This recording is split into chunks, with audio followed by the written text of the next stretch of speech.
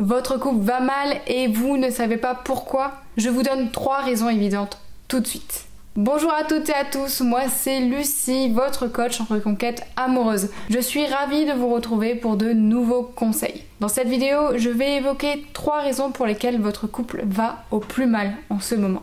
Avant d'aborder ces raisons, j'aimerais d'abord vous demander à tous de cliquer sur le bouton s'abonner juste ici si ce n'est pas encore fait et de mettre un grand pouce bleu à cette vidéo pour que je continue de vous aider. Et pour celles et ceux qui me découvrent pour la première fois, vous trouverez juste en dessous de cette vidéo un quiz pour connaître vos chances de reconquérir votre ex si vous êtes là au bord et que vous venez de rompre. Vous trouverez le lien en description de cette vidéo. Et à la fin de cette vidéo, si vous voulez rester avec moi, je vous dirai comment faire pour reconquérir votre ex. Si vous avez cliqué sur cette vidéo, c'est qu'en ce moment, cela ne va pas fort entre votre conjoint et vous. Votre couple va mal et vous n'arrivez pas à arranger les choses. Pourtant, vous aimez votre partenaire et vous essayez de faire des efforts. Mais quoi que vous fassiez, ça termine au mieux en tension, au pire en dispute. Est-ce que vous vous reconnaissez? Si c'est le cas, dites oui en commentaire.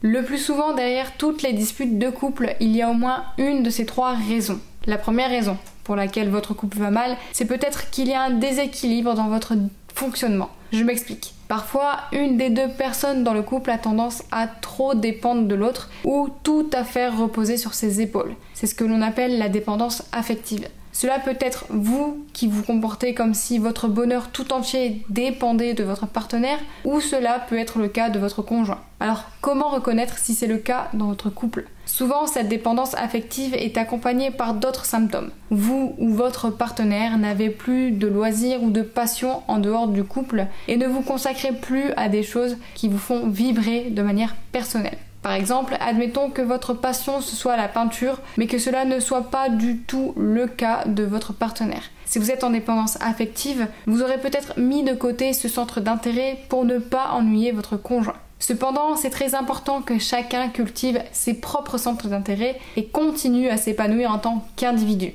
Se diluer dans le couple et perdre son identité, c'est dangereux pour 2 raisons. La première, vous faites reposer inconsciemment votre épanouissement entier et total sur votre partenaire ou inversement, ce qui lui ou vous met beaucoup de pression et sera dans tous les cas insatisfaisant. La deuxième, celui qui n'est pas en dépendance affective risque de s'ennuyer et se sentir oppressé par cette demande constante. La deuxième raison plausible pour laquelle votre couple va mal, c'est une mauvaise communication. On entend souvent que la communication est la base d'un couple, et c'est vrai, mais cela ne s'arrête pas là. Il faut également apprendre à communiquer correctement, c'est-à-dire en développant son écoute de son partenaire, mais aussi apprendre à dire les choses sans jugement, sans que l'autre ne la perçoive comme une critique négative. Pour cela, il existe des méthodes comme la communication non violente qui vous apprend à développer une façon de parler moins agressive pour votre partenaire. Apprenez à ne pas faire de reproches mais à dire à votre conjoint ce que vous ressentez et quels sont vos besoins. Si vous avez besoin d'aide pour les tâches ménagères, dites-le sans agressivité et surtout clairement. Votre partenaire ne peut pas lire dans vos pensées. Un exemple concret pour vous aider à comprendre, admettons que vous n'aimiez pas la façon dont votre conjoint ou votre conjointe range la vaisselle. Plutôt que de lui dire « tu ranges pas correctement les cuillères, ça me rend dingue »,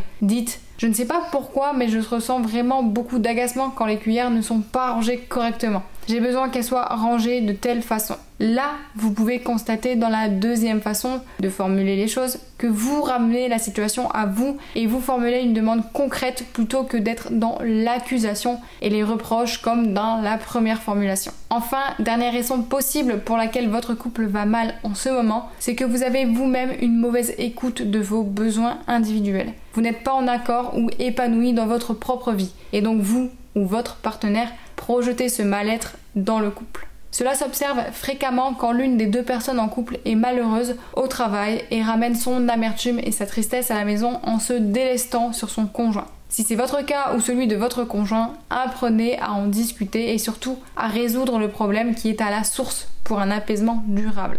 Mais parfois, on fait également les frais de croyances limitantes, par exemple sur ce qu'on devrait vouloir dans la vie et qui ne nous correspondent pas. Concrètement, cela peut vouloir dire acheter une maison à rénover alors qu'au final vous détestez bricoler dedans, juste parce que dans votre famille tout le monde a fait ça et que vous êtes convaincu qu'il vous le faut pour être heureux ou heureuse. Ce que je vous conseille, c'est de rechercher à deux la cause profonde de votre mauvaise entente en ce moment. Il n'y a pas de honte à avouer que cela va mal dans votre couple. Tous les couples traversent des crises et des mauvaises phases, cela fait partie de la vie. Mais la différence entre un couple qui surmonte ces crises et un autre qui finit par rompre, c'est que le premier arrive à rechercher une solution et un consensus qui permettra à tout le monde d'aller mieux par la suite. Dites-moi en commentaire concrètement ce qui, d'après vous, fait que votre couple va mal. Et si cette vidéo vous a plu, abonnez-vous pour recevoir mes prochains conseils. Et cliquez sur le pouce bleu pour soutenir mon travail. Je vous rappelle que vous pouvez avoir accès à mon quiz pour connaître vos chances de reconquérir votre ex. Et pour ceux